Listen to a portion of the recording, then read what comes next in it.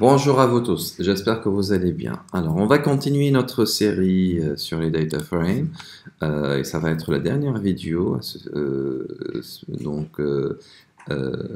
dédiée pour cette structure de données des data frames. Donc, on a fait la dernière fois la question numéro 19, à savoir l'affichage d'âge des utilisateurs par ordre décroissant. Et ce qu'on a essayé en fait de faire, c'est on a fait appel à DF4, c'est une copie de DF1, de la data frame DF1, et puis on a fait appel à la colonne âge, et puis on a utilisé la fonction sort values pour pouvoir ordonner dans un ordre du plus petit au plus grand. On peut faire en fait false pour pouvoir literer dans l'ordre du plus grand au plus petit. Là, en fait, on reste sur notre fin, c'est-à-dire là, on n'a même pas toutes les valeurs, en fait, sur l'âge des personnes, les noms, donc le polo, et les autres, en fait, attributs. Du coup, là, ce qu'on va essayer, en fait, de faire, normalement, c'est le but de l'exercice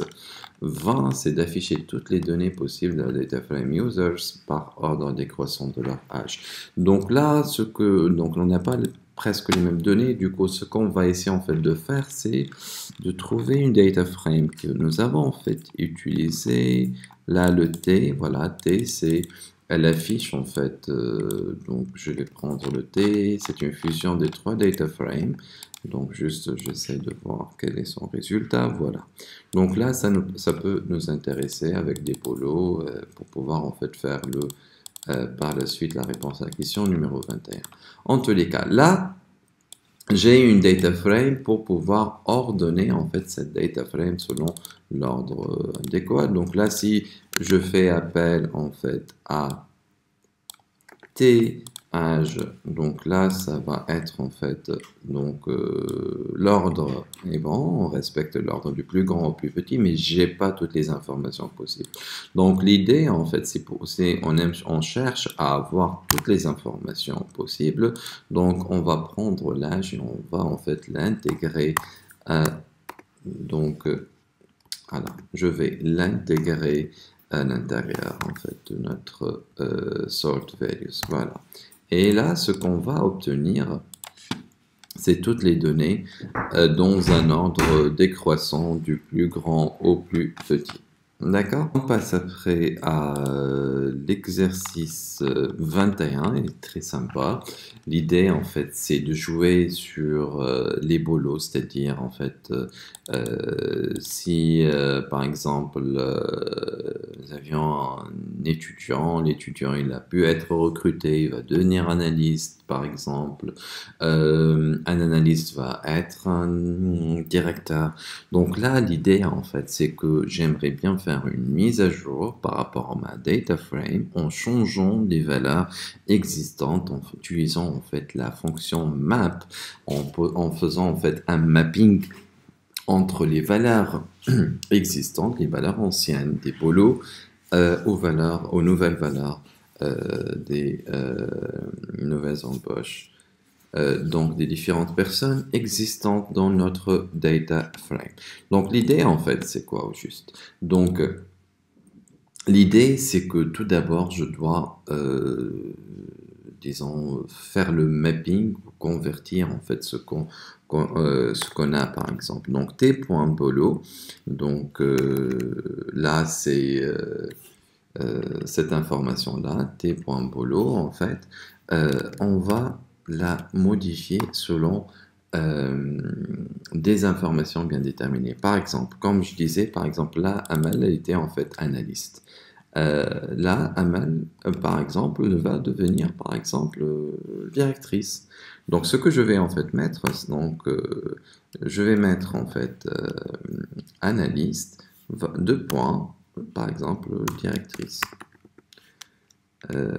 Donc, on a juste une seule analyse du coup. Donc, on peut mettre directeur ou directrice. Donc, directrice. Voilà. Donc là, c'est pour, par exemple, l'analyste. Pour le boursier, par exemple. Le boursier va devenir, je sais pas, par exemple, un sous-directeur. Voilà, et puis l'étudiant, voilà, il va être analyste, par exemple. Voilà. Et, plutôt, étudiant va être, comment dire, analyste. Voilà. Donc, juste, je vais prendre ça et je vais mettre ça. Voilà. Exactement. Donc là, en fait, cette data frame, je vais la mettre en fait dans une variable, dans une variable, c'est-à-dire dans la data, elle va écraser en fait tes points polo, autrement dit, pour qu'elle soit en fait, c'est comme si en fait j'ai fait une mise à jour en fait des données existantes. Voilà. Et après, tout simplement, je fais un affichage de T.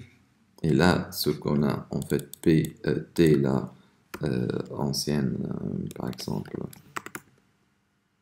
ancien contenu. Voilà, et puis là, je vais mettre mise à jour. Là, anti/n, pour que les colonnes soient bien affichées. Voilà. Et là, ce qu'on va obtenir normalement, voilà. Donc là, c'est alors l'ancien contenu. Donc on avait étudiant pour Maliem, Khalil, et là en fait, après l'ordre, ok. Et puis en fait, Maliem, congratulations, elle est devenue analyste. Khalil de même. Amal, elle était en fait analyste, elle va devenir directrice. Et Khaled, qui était en fait boursier, va devenir en fait sous-directeur. Et là, on a pu faire en fait une mise à jour par rapport à des données en fait qui sont existantes. Voilà, très bien. Puis voilà. Puis donc là, ce qu'il nous reste à faire en fait, c'est de changer le CSV. Donc là, juste même avant en fait de passer la partie en fait CSV, Excel et affiche, et le reste de la série. En fait, là, imaginons si on veut, par exemple, changer le contenu d'un attribut donné. D'accord? Là, par exemple, je sais pas, par exemple, là, nous avons l'âge de Amal, il est à 23. D'accord? On veut, par exemple, Amal, elle a fait toute une scène, elle nous a dit, en fait, mon âge est il est 20, elle a 20 ans. Donc là, on aimerait bien, en fait, faire une mise à jour de l'âge de Amal, par exemple. Ça, c'est une autre question qui n'a pas été, utilisée dans cette série. On aimerait bien, en fait, la traiter. Donc là, c'est juste, on va mettre, en fait, un petit commentaire pour dire si on veut changer le contenu d'une valeur. Voilà. Donc là, l'idée en fait, c'est que tout simplement for i in, on va utiliser la même data frame, donc t.shape, donc de 0, voilà, et 4 lignes. Voilà, et ce qu'on va essayer en fait de faire, if t points, donc là, parce que là, on a traité dans la majorité des cas, en fait, le fait, si on connaît carrément, en fait, l'index de la colonne, c'est-à-dire âge associé, par exemple, à la colonne numéro 1, genre numéro 2, la numéro 0, et ainsi de suite. Donc là, si on n'a pas idée, en fait, sur l'indexation des colonnes et on a juste le label. Du coup, comment on doit faire, comment on doit procéder, en fait, utiliser en fait le loc. Et là, la première information, c'est d'utiliser en fait la numéro, en fait, la ligne, et puis non. Et dans le cas, par exemple, non, par exemple, je vais prendre Amal, on a dit, donc Amal, donc je vais prendre le prénom de Amal. Donc, dans le cas où Amal égale plutôt loin égal à Amal. Dans ce cas de figure, donc j'aurai en fait la même information, mais juste pour au lieu en fait de nom, je vais mettre en fait l'âge et va devenir en fait 20 tout simplement. Voilà, et puis j'affiche T. Donc là, on avait été mis à jour et puis donc on va juste mettre oups. Donc je vais juste mettre âge de voilà.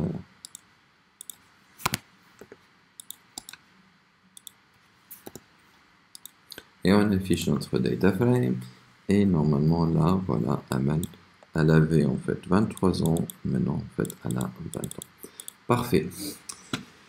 Donc là, on essaye de voir qu'est-ce qu'il nous reste comme exercice. Donc là, c'est de convertir une data frame en fichier CSV ou bien en fichier Excel. Donc c'est kiff-kiff, donc c'est très simple aussi. C'est très useful, donc c'est intéressant en fait de pouvoir utiliser si vous êtes à l'aise en Excel par exemple ou vous avez besoin d'un fichier CSV. Donc la différence entre CSV et Excel, c'est que le séparateur en fait dans les CSV c'est des virgules. Là.